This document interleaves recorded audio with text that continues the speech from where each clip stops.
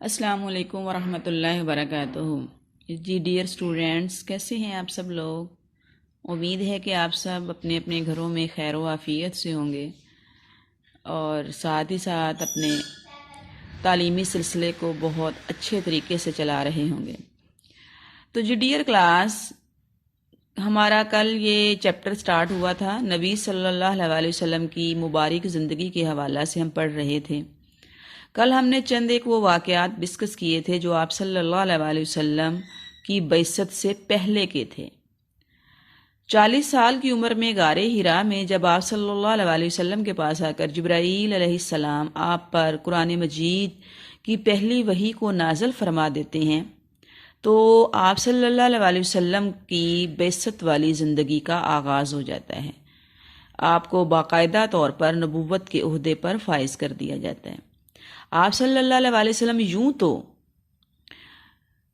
تمام انبیاء سے پہلے بلکہ پوری انسانیت سے پہلے ہی،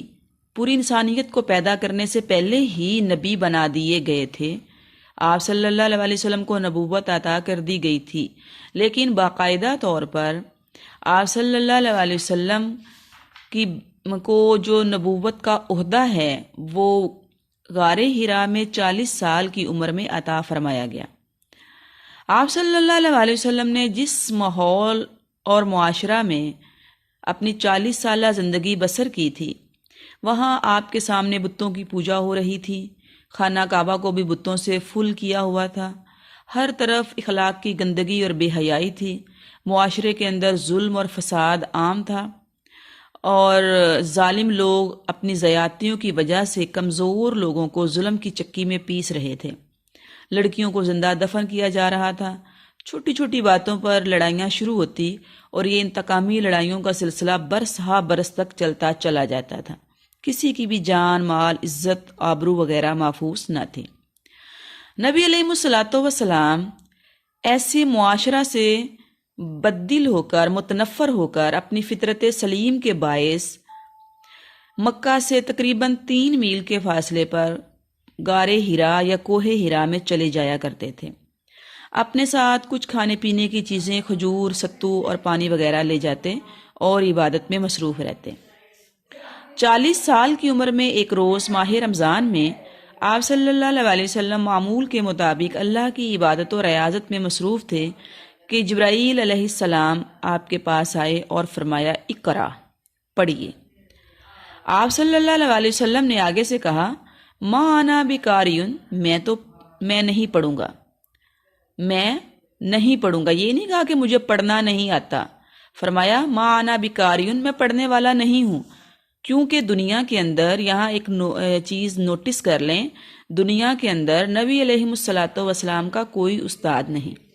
آپ کو کوئی پڑھانے والا نہیں، آپ صلی اللہ علیہ وسلم کسی سے پڑھنے والے نہیں، اسی لیے آپ صلی اللہ علیہ وسلم کو امی کہہ کر پکارا گیا ہے، نبی امی۔ آپ کو پڑھانے والے آپ صلی اللہ علیہ وسلم نے جس سے تعلیم حاصل کی ہے وہ اللہ رب العالمین ہے، اللہ کی طرف سے آپ کو پیغام آیا۔ پہلے جبرائیل نے کہا اقرا، آپ نے کہا ما انا بقاریٌ، میں آپ سے پڑھنے والا نہیں۔ انہوں نے 2 دفعہ یہ کہا اور تیسری مرتبہ آپ صلی اللہ علیہ وسلم کو بھینچا اور فرمایا، اقرا بسم ربک الذی خلق۔ جب اللہ کا نام آیا، اللہ کی طرف سے پڑھنے کا حکم ہوا، تو آپ صلی اللہ علیہ وسلم نے بھی جبرائیل کے پیچھے انہی الفاظ کو دہرایا۔ اس پہلی وحی کے نازل ہوتے ہی آپ صلی اللہ علیہ وسلم پر کپ کپی طاری ہوگی۔ آپ نے پیچھے یہ ساری چیزیں پڑھی ہیں، جسٹ ہم اپنے نالج کو ہی ریوائز کر رہے ہیں۔ آپ کانپتے ہوئے حضرت خدیجہ اپنی زوجہ محترمہ کے پاس پہنچے اور فرمایا، زملونی زملونی، مجھے کمبل اڑا دو، مجھے کمبل اڑا دو۔ جب آپ صلی اللہ علیہ وسلم پر خوف کی کیفیت ذرا دور ہوئی تو آپ نے پورا واقعہ حضرت خدیجہ کو سنایا اور فرمایا، مجھے اپنی جان کا ڈر پڑ گیا ہے۔ جس پر حضرت خدیجہ رضی اللہ تعالیٰ عنہ نے فرمایا، اللہ کی قسم، آپ صلی اللہ علیہ وسلم کو اللہ تعالیٰ کبھی رسوا نہ کریں گے۔ آپ غریبوں کی مدد کرتے ہیں، محتاجوں کے کام آتے ہیں، مسکینوں کے کام آتے ہیں، تو اللہ آپ کو کبھی ضائع نہیں کریں گے۔ ساتھ ہی وہ نبی علیہ الصلوۃ والسلام کو، اپنے شوہر نامدار کو، اپنے چچا زاد بھائی حضرت نوفل کے پاس لے گئی۔ جو کہ زمانہ جاہلیت میں بت پرستی چھوڑ کر عیسائی ہو گئے تھے، اور وہ عربی عبرانی زبان کے ماہر تھے، انجیل کے بھی وہ ماہر تھے، انجیل اور تورات کو وہ جانتے تھے، البتہ وہ بہت بوڑھے اور نابینا ہو چکے تھے۔ جو ہی انہوں نے حضرت خدیجہ سے سارا واقعہ سنا تو انہوں نے بشارت دی کہ آپ صلی اللہ علیہ وسلم تو نبی ہو چکے ہیں، اور ساتھ ہی حضرت خدیجہ رضی اللہ تعالی عنہا کو بھی یہ مبارکباد دی کہ اب آپ محمد بن عبداللہ کی نہیں بلکہ محمد الرسول اللہ صلی اللہ علیہ وسلم کی بیوی ہیں۔ اب آپ کے سرتاج صرف آپ کے سرتاج نہیں رہے بلکہ وہ پوری کائنات کے سرتاج اور سردار بن چکے ہیں۔ اور ساتھ ہی فرمایا کاش میں اس وقت تک زندہ رہتا جب آپ کی قوم آپ کو آپ کے علاقے سے نکال دیتی، جس پر نبی علیہ الصلوۃ والسلام نے حیران ہو کر کہا کہ مجھے میرے علاقے سے میری قوم کیوں نکالے گی؟ تو ورقہ بن نوفل نے کہا جو بھی ایسی بات کرتا ہے، جتنے بھی انبیاء اس دنیا کے اندر اللہ کا پیغام، اللہ کی وحی لے کر تشریف لائے ہیں، ان کے علاقے والوں نے، ان کے اپنوں نے ان کے ساتھ یہی سلوک کیا ہے۔ پہلی وحی کے نازل ہونے کے بعد کچھ عرصہ تک پھر وحی کے نزول کا سلسلہ بند ہو گیا، جسے ہم فطرت الوحی کے نام سے جانتے ہیں۔ پہلی اور دوسری وحی کے درمیان جب وحی کے نزول کا سلسلہ بند ہوا، اس زمانے کو ہم کیا کہتے ہیں؟ فطرت الوحی۔ اس کے بعد پھر سورہ مدثر کی ابتدائی چند آیات نازل ہوئیں، اور اللہ رب العالمین نے فرمایا یا ایھا المدثر، اے لحاف میں لیٹے ہوئے شخص اٹھ کھڑے ہوں، پس آپ اٹھ جائیے، پس آپ ڈرائیے اپنے رب کی بڑائی کے ساتھ، اور اپنے کپڑے صاف پاک رکھیں اور ناپاکی سے دور رہیں۔ چنانچہ نبی کریم صلی اللہ علیہ وسلم نے اللہ رب العالمین کے حکم سے باقاعدہ دعوت اسلامی کا آغاز فرمایا، لیکن یہ تبلیغ رازدارانہ طریقے سے شروع کی گئی، اس کو اوپن نہیں کیا گیا، اور آپ صلی اللہ علیہ وسلم کی زوجہ محترمہ سب سے پہلے بلا کسی تردد اور شک کے آپ پر ایمان لے آئیں۔ اس کے بعد آپ کے دوستوں میں سے حضرت سیدنا صدیق اکبر رضی اللہ تعالیٰ عنہ آپ صلی اللہ علیہ وسلم پر ایمان لائے، اور پھر حضرت علی رضی اللہ تعالیٰ عنہ تیسرے نمبر پر آپ پر ایمان لائے، جن کی آپ صلی اللہ علیہ وسلم نے خود پرورش اور تربیت کی تھی۔ یعنی عورتوں میں آپ پر سب سے پہلے ایمان لانے والی آپ کی زوجہ محترمہ حضرت خدیجہ، آزاد مردوں میں سے آپ پر سب سے پہلے ایمان لانے والے آپ کے دوست ابوبکر صدیق رضی اللہ تعالیٰ عنہ، بچوں میں سب سے پہلے آپ صلی اللہ علیہ وسلم پر ایمان لانے والے آپ کے چچا زاد بھائی حضرت علی رضی اللہ تعالیٰ عنہ، اور غلاموں میں سے سب سے پہلے آپ پر ایمان لانے والے آپ کی آزاد کردہ غلام، آپ کے منہ بولے بیٹے حضرت زید بن حارثہ ہیں۔ یہ وہی حضرت زید ہے جن کا نام بھی قرآن مجید کی سورہ احزاب کے اندر آیا ہے۔ یہ وہ لوگ ہیں جنہوں نے سب سے پہلے آپ صلی اللہ علیہ وسلم کے ہاتھ پر بیعت کرتے ہوئے اسلام کو جو ہے وہ قبول فرمایا۔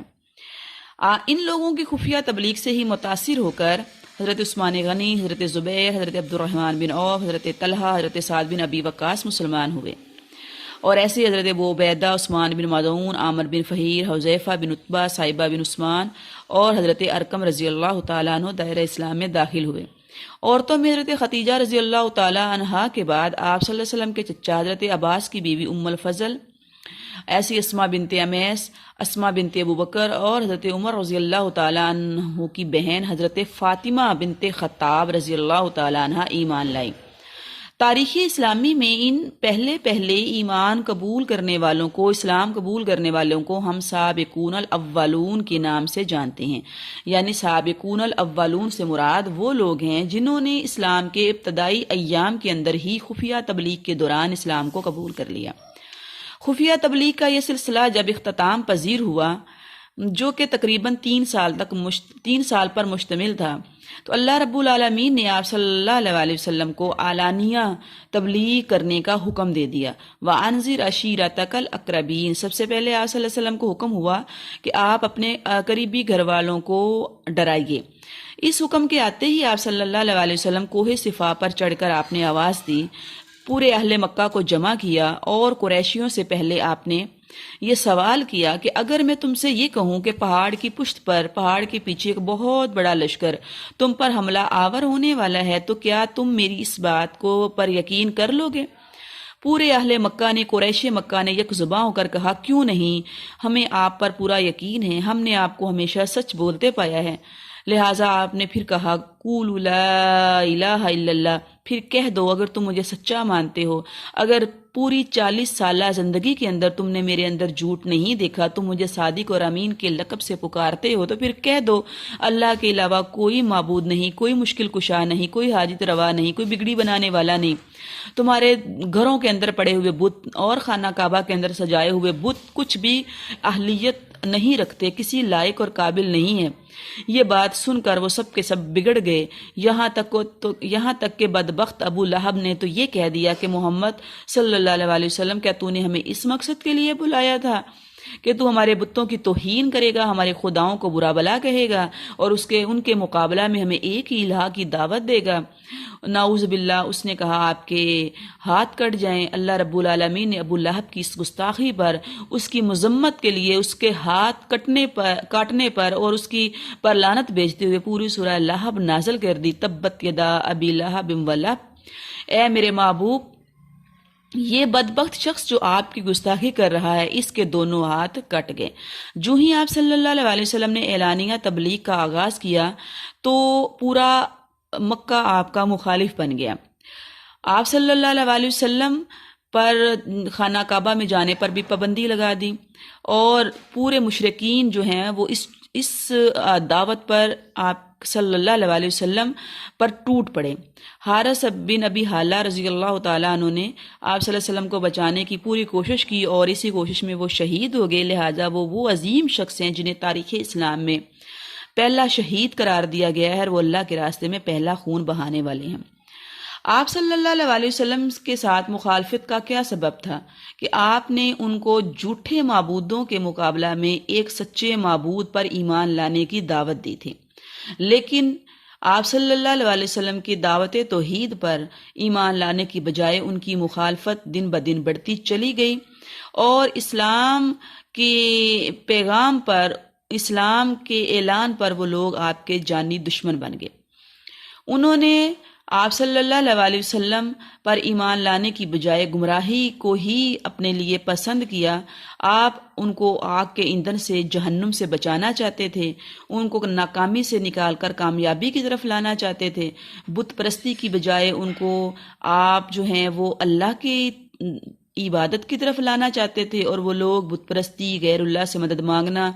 غیر اللہ سے ہی کوئی مشکل کشا سمجھنا، اسی پر مصر تھے۔ یہی وہ اسباب تھے جس کی وجہ سے آپ صلی اللہ علیہ وسلم کے خلاف ان کی مخالفت بڑھتی چلی گئی۔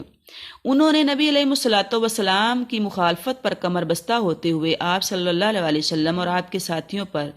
ہر طرح کا ظلم و تشدد کیا، لیکن آپ صلی اللہ علیہ وسلم اور آپ کے ساتھیوں نے ہر ظلم کو بڑے حوصلے اور صبر کے ساتھ سہا۔ کسی بھی صورت جو ہے وہ اسلام سے دستبردار ہونے یا اسلام کو چھوڑنا گوارا نہیں کیا۔ جب وہ لوگ ظلم و ستم سے تنگ آ گئے تو انہوں نے، یعنی ظلم کر کر کے وہ بے بس ہو گئے، تو انہوں نے حضرت ابو طالب، جنہوں نے آپ کی پرورش کی تھی، آپ کے چچا تھے، ان کے پاس شکایت لے کر آئے اور یہ کہا کہ اگر آپ کا بھتیجا ہمارا راستہ نہیں چھوڑے گا یا ہمارے بتوں کو برا بھلا کہنا نہیں چھوڑے گا تو ہم ان کے ساتھ یہ کریں گے اور وہ کریں گے، اور بہت زیادہ دھمکیاں دیں۔ ابو طالب اگرچہ وہ اسلام قبول نہیں کر سکے، لیکن نبی علیہ الصلوۃ والسلام کی سپورٹ، آپ کی دیکھ بھال اور آپ کے ساتھ محبت میں کسی بھی طرح کی ان میں کمی نہیں آئی تھی۔ انہوں نے قریش مکہ سے یہ کہا کہ اگر تمہیں میرے بھتیجے کی بات اچھی لگے تو اس کو قبول کر لو، اور اگر تمہیں اچھی نہیں لگی تو تم قبول نہ کرو، لیکن آج کے بعد اگر کسی نے میرے بھتیجے کی طرف انگلی اٹھائی تو میں اس کی انگلی کاٹ دوں گا، اور اگر کسی نے میرے بھتیجے کو میلی نگاہ سے دیکھا تو میں اس کی آنکھ نکال دوں گا۔ حضرت ابو طالب کی اس دھمکی کارگر ثابت ہوئی اور نبی علیہ الصلوۃ والسلام کے ساتھ کی جانے والی مخالفتوں میں کسی حد تک کمی واقع ہو گئی۔ البتہ پھر بھی وہ اندر ہی اندر اس بات پر تلملا رہے تھے کہ کسی طرح آپ صلی اللہ علیہ وسلم کو بتوں کو برا بھلا کہنے اور ایک اللہ کی توحید کا پیغام پہنچانے سے روکا جا سکے۔ اس مقصد کے لیے وہ آپ کے چچا ابو طالب کے پاس دنیاوی ترغیبات لے کر آئے۔ انہوں نے آ کر یہ پیشکش کی کہ اگر محمد الرسول اللہ صلی اللہ علیہ وسلم دنیا کے امیر ترین شخص بننا چاہتے ہیں تو ہم ان کے قدموں میں دولت کے ڈھیر لگا دیں گے، اگر وہ کسی حسین و جمیل عورت کے ساتھ شادی کرنے کے خواہش مند ہیں تو وہ جس عورت کی طرف بھی انگلی کریں گے ہم اس سے ان کا نکاح کر دیں گے۔ اگر وہ مکہ کے سردار بننا چاہتے ہیں، اگر انہیں اقتدار میں انٹرسٹ ہے، خواہش ہے، تو ہم ان کو اپنا حکمران تسلیم کر لیتے ہیں، لیکن ان سے یہ کہیں کہ وہ ہمارے بتوں کو برا بلا نہ کہیں اور ہمیں ایک اللہ کی طرف نہ بلائیں۔ نبی علیہ الصلوۃ والسلام نے ان کی ان ترغیبات پر جواب دیتے ہوئے فرمایا، خدا کی قسم اگر یہ میرے دائیں ہاتھ پر سورج اور بائیں ہاتھ پر چاند رکھ دیں تو تب بھی میں اللہ کی توحید بیان کرنے سے باز نہیں آؤں گا۔ کفار مکہ کے ظلم و ستم سے تنگ آتے ہوئے آپ صلی اللہ علیہ وسلم نے چند صحابہ اکرام کو حبشہ کی طرف ہجرت کرنے کا حکم دیا کہ حبشہ کا جو بادشاہ نجاشی تھا وہ کافی رحم دل تھا اور وہ عیسائیت کے اندر بھی انٹرسٹ رکھتا تھا۔ آپ صلی اللہ علیہ وسلم کے حکم پر 5 نبوی کے اندر چند صحابہ اکرام، حضرت عثمان اور ان کی اہلیہ حضرت رقیہ بھی ان میں شامل تھیں، وہ قریش اور اہل مکہ کے ظلم و ستم سے تنگ آ کر آگے جو ہے وہ حبشہ کی طرف ہجرت کر گئے۔ ہجرت حبشہ کا پہلا تجربہ کافی کامیاب رہا تو آپ صلی اللہ علیہ وسلم نے 7 نبوی کے اندر پھر چند مسلمانوں کو دوسری مرتبہ حبشہ کی طرف ہجرت کرنے کا حکم دیا۔ قریشی مکہ یہ بھی نہیں چاہتے تھے کہ مسلمان ان سے جان بچا کر یا جان چھپا کر وہ مکہ سے دور کسی پر امن جگہ پر چلے جائیں، لہٰذا مسلمانوں نے اور صحابہ اکرام نے چھپ کر قریش مکہ کی نظروں سے اوجھل ہو کر یہ ہجرت کی۔ وہاں پر بھی قریش مکہ ان کے پیچھے پہنچے اور نجاشی سے مطالبہ کیا کہ ان کے علاقے سے بھاگے ہوئے لوگوں کو واپس کر دیا جائے۔ وہاں آپ کو یہ بھی معلوم ہے حضرت جعفر بن طیار رضی اللہ تعالیٰ عنہ نے قریش کے حبشہ کے سامنے جو ہے وہ سورہ مریم کی چند آیات تلاوت کی، جن کے اندر حضرت عیسیٰ اور ان کی والدہ حضرت مریم علیہ السلام کا تذکرہ تھا، جو سن کر نجاشی بادشاہ بہت متاثر ہوا اور اس نے زمین سے ایک تنکا اٹھا کر کہا کہ خدا کی قسم جو کچھ حضرت عیسیٰ اور حضرت مریم کے بارے میں تم نے بیان کیا ہے، وہ حضرت عیسیٰ اور حضرت مریم کے بارے میں جو فضیلت، جو مقام تم نے ان کا بیان کیا، وہ اس تنکے سے بھی زیادہ نہیں ہے۔ اور یوں وہ جو نجاشی تھا اس نے قریش مکہ یا مشرکین مکہ کے مطالبہ پر مسلمانوں کو واپس کرنے سے انکار کر دیا، اور یوں دوسری مرتبہ 72 مرد اور 20 عورتیں مکہ کو چھوڑ کر حبشہ میں پناہ گزین ہوئے۔ تو ڈیئر کلاس، بعثت سے لے کر ہجرت حبشہ ثانی یعنی دوسری ہجرت حبشہ تک یہ چند ایک واقعات ہیں جو میں نے آپ کے سامنے رکھے ہیں۔ تاریخ کے حوالہ میں نبی علیہ الصلوۃ والسلام کی زندگی پر مشتمل یہ وہ واقعات آپ نے ریڈ آؤٹ کرنے ہیں، دیکھنے ہیں، پڑھنے ہیں۔ اگر ان میں کسی بھی طرح کا کوئی پرابلم ہو تو آپ اپنے آڈیو کلپ کے ساتھ کلاس میں ڈسکس کر سکتے ہیں، جس میں ہم دیکھتے ہیں کہ 40 سال کی عمر میں نبی علیہ الصلوۃ والسلام کو غار حرا کے اندر پہلی وحی ملی اور پہلے خفیہ تبلیغ کا سلسلہ شروع ہوا۔ جو سب سے پہلے ایمان لانے والے ہیں وہ سابقون الاولون کہلائے۔ اس کے بعد پھر علانیہ تبلیغ کا سلسلہ شروع ہوا۔ علانیہ تبلیغ کے ساتھ ہی قریش مکہ کی طرف سے مخالفت کا آغاز ہو جاتا ہے۔ قریش مکہ کے مظالم اور صحابہ اکرام کے ساتھ ان کی جو سختیاں ہیں وہ بھی